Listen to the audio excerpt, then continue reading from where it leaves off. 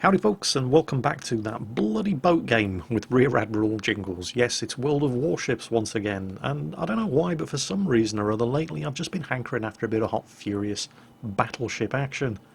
And that's exactly what we're going to get today, courtesy of Machine X Tech, in the Japanese Tier 5 battleship, the mighty Congo.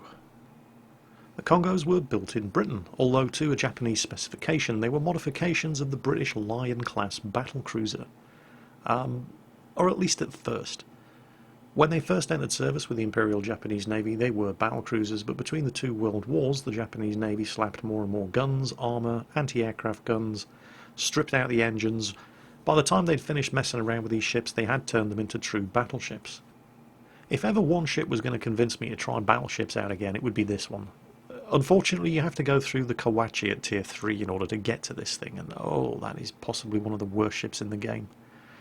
With the possible exception of the South Carolina. Oh, I don't know, I just can't decide. They're both equally terrible. But the Congo at Tier 5, it's the perfect mix, in my opinion anyway, of firepower, speed, yes, speed in a battleship, and protection. The armour isn't amazing, but it's good enough. It has 8 14-inch guns, which again is plenty good enough. I mean, it's no Fuso. The Fuso at Tier 6 has 12 of these 14-inch guns. But the Congo's got one thing that really does make it special amongst battleships, at least once you've researched the engine upgrade. It's fast. This thing will do 30 knots. Machine X Tech here launched his spotter aircraft quite early on, which is going to allow him to extend the range of his main battery guns for a minute or so and get some shots at this enemy Miyogi, the Japanese Tier 4 battleship. And that looks pretty good actually. Yep, shot on target and a respectable amount of damage. No citadel penetrations there, but a clean hit on the side of the ship. Actually, a couple of clean hits on the side of the ship and a good amount of damage. So not bad for an opening salvo. His spotter aircraft is still in the air, so he's still got the extended range on his main battery guns, which start off with in excess of 20-kilometer range in the first place. Checking around which target he's going to go for while his guns reload. It looks like he's going to give that Miyogi the good news again, and that is a whole big mess of enemy ships. But yeah, he's definitely got his sights set on the Miyogi. Shots out again. Let's see what we're going to do here. Taking the time getting there. Oh, there we go. Yeah, well, it's a hit. Certainly nothing spectacular, but he scored some more damage. And that is really going to upset the driver of that Miyogi over there, as you're going to see as this battle unfolds.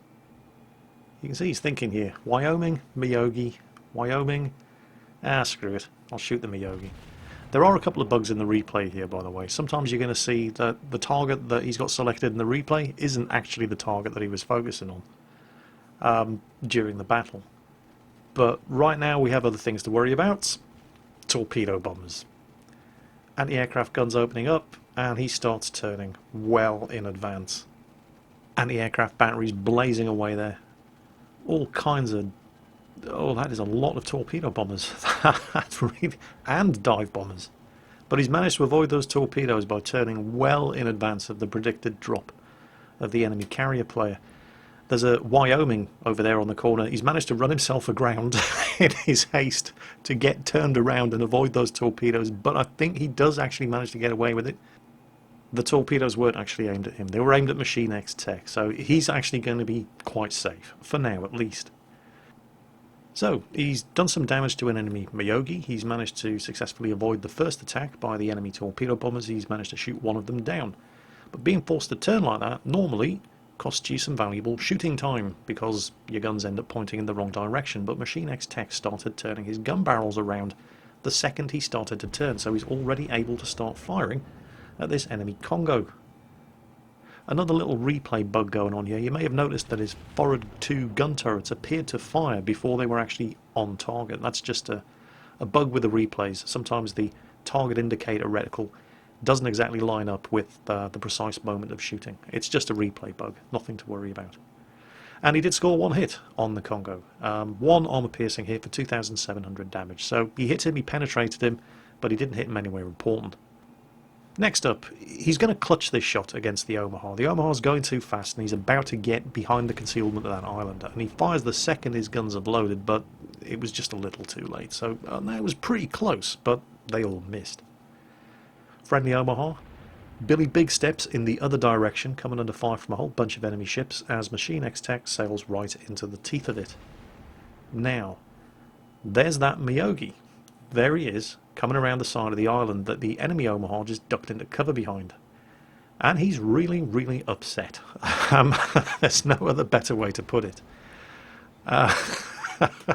He's knocked out one of Machine X Tech's guns, but it's not permanently disabled. It's only going to take 20 seconds to repair. And he's definitely upset with Machine X Tech for shooting him twice, or was it 3 times, right at the start of the game. And he's determined to punish him for it. And this is where Machine X Tech makes his one and only mistake. What he was trying to do there was angle his armour against the Miyogi's guns, and he wasn't really watching where he was going. And initially I thought, oh, he's gotten away with it, because the Miyogi sailed behind the island over there. But no, the Miyogi did manage to get his shots off before his guns were occluded by the landmass all the way over there the other side of the map. It just took that long for his shells to get here. So, yeah, Machine X Tech has taken some damage. However, 2 can play at that game because his guns are loaded as the Miyogi comes out the other side of the island. How many of these are going to hit? Oh, yeah, disappointing. Didn't see how much damage he did, but it looked like it was only about 1,000 damage. And the Miyogi, again, he's kind of lucky there because the side of the ship was pretty much showing straight on to the Miyogi's guns, but only one of those shots hit and it went into the superstructure. Armor piercing into the superstructure, only did 1,000 damage. And here come the torpedo bombers. So he's got a decision to make here. Is he going to turn into the torpedo bombers or away from the torpedo bombers? And he chooses to turn away from them because that means he can get his guns firing at these enemy cruisers.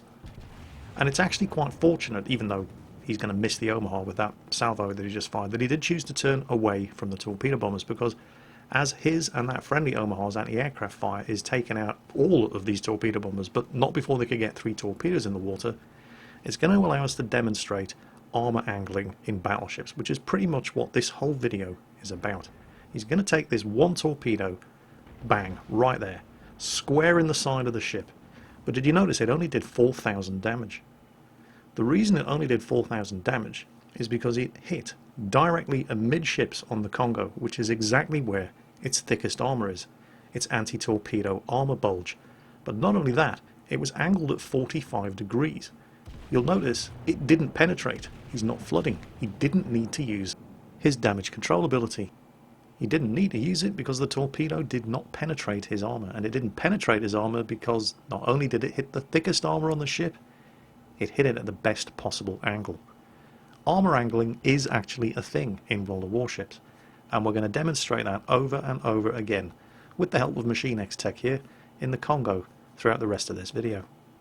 But for now, we're just going to nuke ourselves a Phoenix, which is great because it gives me the opportunity to play a video clip I've been wanting to play in a World of Warships video since, well, forever.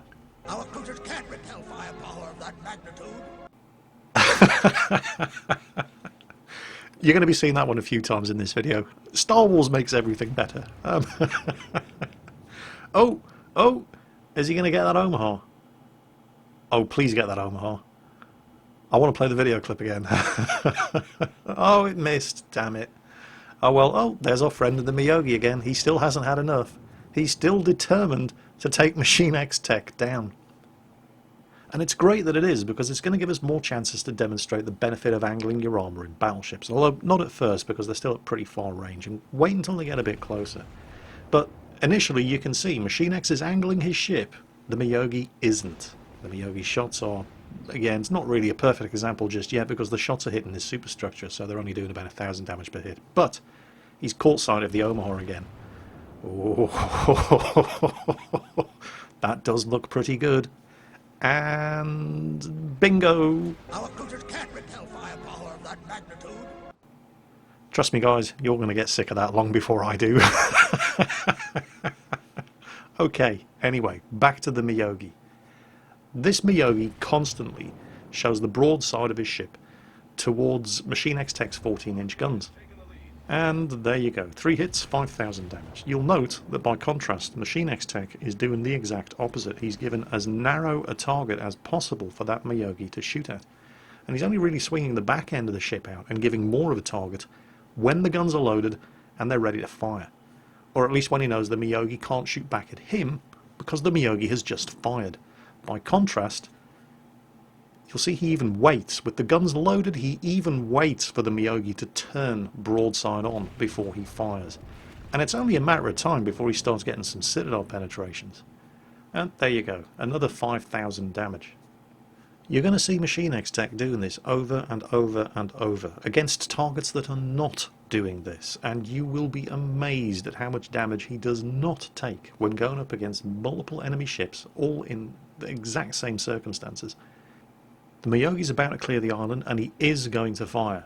So he keeps the ship angled, takes the hits, swings the arse of the ship out to get the rear gun turrets pointing, and unloads, and manages to catch him once again in the side before he can turn away and look at the damage. And none of those were Citadel penetrations. That's just 6 good, solid, reliable, armor-piercing hits on an enemy battleship. And he was able to do that because he was able to get those shots right into the side of the Miyogi before he could turn away. Now he's got to start making some decisions because they've just spotted the enemy carrier, and there are going to be dive bombers and torpedo bombers and all sorts of good stuff coming his way. You'll note he's still keeping the ship angled. The Miyogi, by contrast, is turning the ship around, although he doesn't have the side of the Miyogi to shoot at yet, so instead he goes for the biggest, most obvious target, which is the enemy carrier. The second that Miyogi gives him the flat side of the ship to shoot at, however, he's going to punish him again. But for now, he would probably only do 1,000 damage per hit because he wouldn't penetrate the armor at that kind of angle, and at best he would just hit the superstructure. So he's keeping it angled. He's even increased the angle now. The Miyogi's fired, so he swings the back end of the ship around again and unloads once more into the carrier with all 8 of his 14-inch guns, and with somewhat predictable results. And with the carrier sunk before he could give attack orders to his aircraft, he managed to launch them, but they were just forming up when Machine X Tech sunk him. So those aircraft are not actually going to attack him, and at the very worst, well, his anti-aircraft gun crews are going to have some target practice. Now, this Miyogi is steaming straight away, so Machine X Tech doesn't really have a very good shot at this guy. And I thought the Miyogi had actually learnt his lesson and was content to just fire his rear gun turrets. But there, do you see that? That's high explosive. The Miyogi has now switched from armor piercing to high explosive ammunition. He's getting sick and tired of his AP doing practically nothing to Machine X Tech's very, very well angled Congo. And then he starts turning. And Machine X Tech's guns are loaded, but he waits. He waits until he's got the side of the ship, and then he fires, and is rewarded with a metric arse-ton of armor-piercing damage. Again, no Citadel penetrations, and now the rest of his guns are ready to go. And even more damage, and more high-explosive damage in return from the Miyogi, who's getting very, very frustrated and wondering why his guns aren't working. And it's only a matter of time now. The second these guns reload, he's a dead man. Oh, actually, maybe he is going to get away with it. No, no, he's got the side again. He's got the side again. He's turning around. And he doesn't sink him. Or maybe he will. Yes, there it is. Well, I think he earned that kill. But he's not quite out of the woods yet, because he's going to have to deal with an almost full-health enemy Congo-class battleship. And his anti-aircraft gun crews are getting some valuable target practice in against the aircraft launched from the carrier there. He's burning, but he's going to be able to... Well, his crew are going to have the fires extinguished in a couple of seconds. And we just spotted that enemy Congo. He's taken a couple of shots at him, but yep, they all miss. Now, when we first spotted the enemy Congo, not too worried about the Omaha over there, although he is going to cause some damage to Machine X Tech's ship. But that Congo was on 38,000 health when we first spotted him. But he's just used his damage repair ability. So when the engagement between these two Congos actually begins, that Congo is going to be on 45,000 health. And for the most part, it's going to be a straight one-on-one fight between Machine X Tech and the enemy battleship. He did just score a hit there and knock one of his guns out, but I'm pretty sure it was just a temporary incapacitation. Within 20 seconds, he's going to have the gun turret back up. For the moment, the enemy Congo's out of line of fire, which is good because it means he's not getting shot at by 2 ships at once. Machine X Tech is, of course, the closest target to the Congo, so the Congo naturally starts firing at him. And naturally, he's a cruiser firing at a battleship. He's firing high explosive. Hits his bridge, sets him on fire, but his damage control ability comes off cooldown, he uses it, extinguishes the flames, and he is kind of lucky that the next couple of salvos from this Omaha, before he travels out of line of sight, don't actually set him on fire again. So he took some damage from the Omaha, but not a lot. So, he's on 26,000 health. The enemy Congo is on 45,000 health. And it's pretty much going to be almost entirely a one-on-one fight. Because the rest of his team are dealing with the Omaha, and they're too far away to get accurate fire on this enemy Congo.